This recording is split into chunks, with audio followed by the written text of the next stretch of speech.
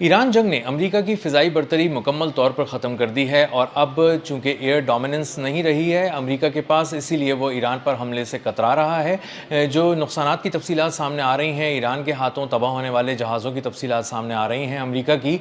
उससे अंदाज़ा होता है कि किस बुरी तरह ईरान ने चोट पहुँचाई है अमेरिका की फ़िज़ाइया को और उनकी वो सलाहियत ख़त्म कर दी है कि वो ईरान के अंदर धड़ल्ले से आएँ, हमले करें, अहदाफ़ को निशाना बनाएँ और वापस चले जाएँ। मेरा नाम अज़हर अली ख़ान है और आप देख रहे हैं आज की बात। जो नंबर सामने आ रहे हैं वो बहुत ही खौफनाक हैं अमेरिका की फ़िज़ाइया की तबाही के, और उसमें पता चल रहा है कि ईरान ने सिर्फ ड्रोन्स जो गिराए हैं MQ-9 रीपर्स, वही $1 अरब के ड्रोन गिराए इस पूरी जंग के दौरान। और मजमूई तौर पे अमेरिका के 42 तैयारे, जिसमें अहम तरीन तैयारे थे, जिसमें जदीद तरीन तैयारे थे, रीफ्यूलिंग टैंकर्स थे, ड्रोन्स थे, उनको तबाह कर दिया है। और ये वो तैयारे हैं जिनके बारे में अमेरिका कह रहा है ख़ुद से कि वो तबाह हो चुके हैं और उसको तस्लीम कर रहा है। और बहुत से लोग ये कह रहे हैं कि जो तबाही हुई है अमेरिका की इस जंग में वो इससे कहीं ज़्यादा है। जो मजमूई तौर पे नुकसानात का तखमीना बताया गया है इस जंग में, जो अमेरिका को नुकसानात हुए हैं वो $29 अरब के हुए हैं, लेकिन कोई बहुत से अंदाजे ऐसे भी हैं जो इसको $100 अरब से भी ऊपर कह रहे हैं, क्योंकि वो बता रहे हैं कि सिर्फ तैयारों की तबाही की मद में ही अरबों डॉलर का अमेरिका को नुकसान हुआ है। फ़ौजी बेसिस पे जो इक्विपमेंट तबाह हुआ है वो इंतहाई कीमती था, नायाब था, बहुत ही महंगा था, और वो पूरे बेसिस जब अमेरिका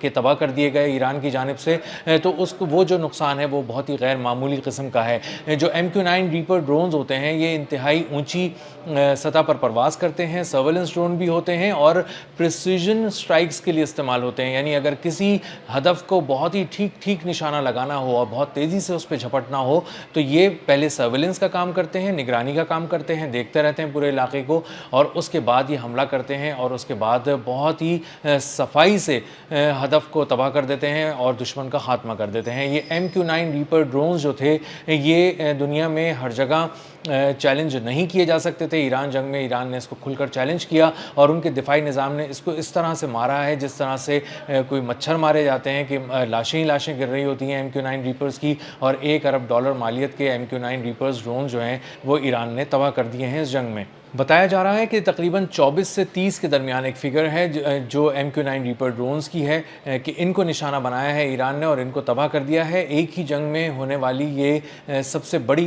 MQ-9 रीपर ड्रोन्स की नाकामी भी है और तबाही भी है। इसी के साथ साथ जो उनका एक फ़ख्र था, एक गुरूर था अमरीकी फ़िज़ाइया का, वो था F-35 स्टेल्थ फाइटर जेट, जो $100 मिलियन से भी ऊपर का तैयारा था,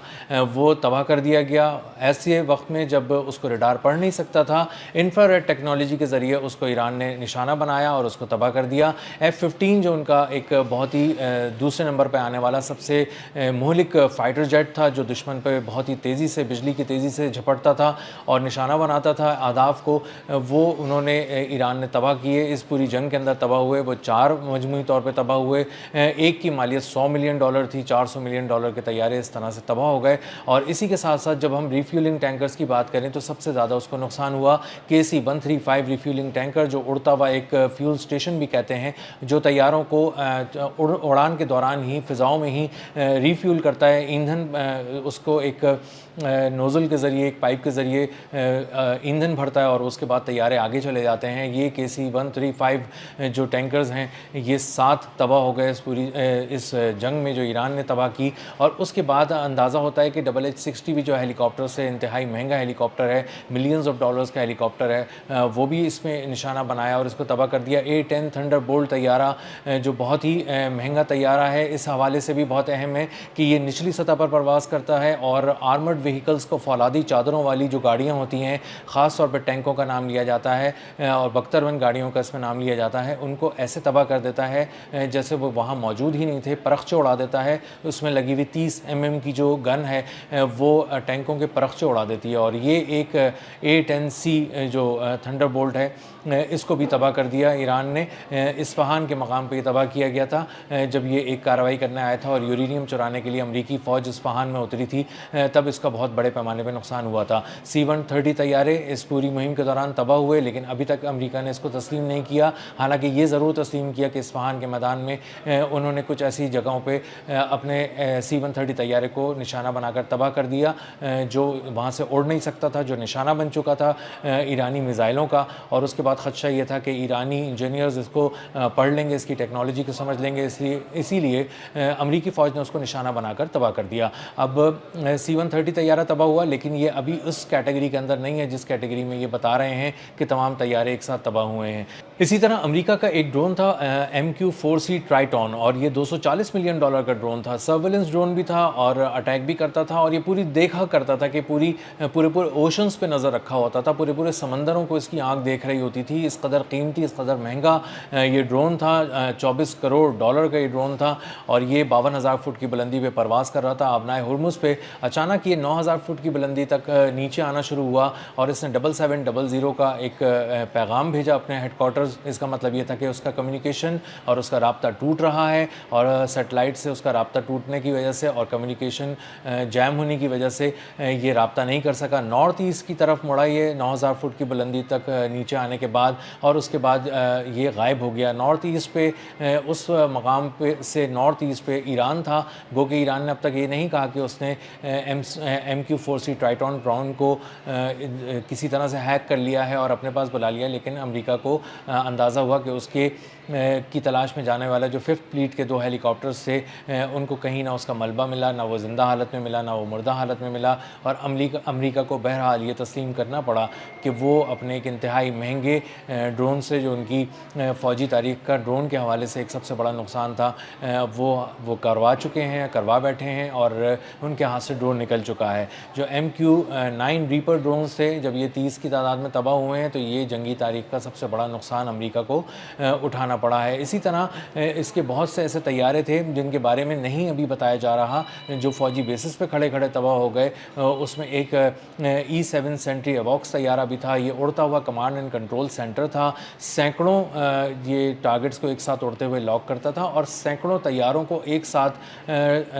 سینکڑوں ٹارگٹس بتاتا تھا کہ تمہیں کس ٹارگٹ کو لاک کرنا ہے اور کہاں بہت ہی پریسیجن کے ساتھ وار کرنا ہے، اسٹرائک کرنی ہے اور اس کو تباہ کر دینا ہے۔ تو اس کی تباہی ایک دل پہ پتھر تھا،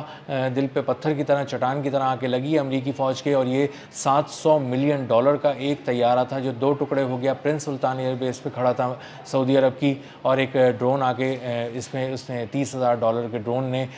اس کو آ کے نشانہ بنایا، اور یہ 2 ٹکڑے ہو گیا۔ اس حد تک خراب ہو گیا کہ اس کو اب دوبارہ ٹھیک نہیں کیا جا سکتا، اور ان میں سے بہت سے ایسے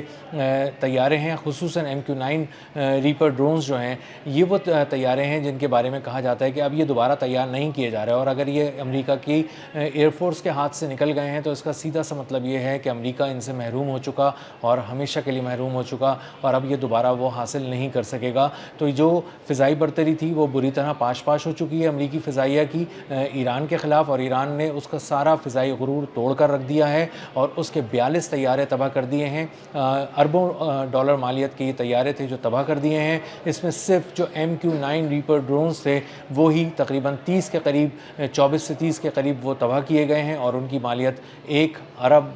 تھی۔ تو آنے والے دنوں میں جب بھی ڈونلڈ ٹرمپ یہ سوچیں گے کہ وہ ان کے پاس فضائی برتری ہے، تو ان کو بتایا جائے گا کہ ان کی فضائی برتری چھن چکی ہے، وہ اب ایران پہ فضائی حملہ نہیں کر سکتے، اور یہی وجہ ہے کہ ڈونلڈ ٹرمپ دھمکیاں بہت دیتے ہیں، ڈیڈ لائنز بہت دیتے ہیں، لیکن مکر جاتے ہیں، پھر جاتے ہیں، یو ٹرن لیتے ہیں، اور ایران پر حملہ نہیں کر رہے، اور مذاکرات کی آڑ میں چھپ رہے ہیں، اور سیز فائر کو طول دینے پر مجبور ہیں۔ اب تک کے لیے اتنا ہی، ملتے ہیں اگلے ولاگ میں کسی نئی خبر، نئے تجزیے اور نئے زاویے کے ساتھ۔ اللہ حافظ۔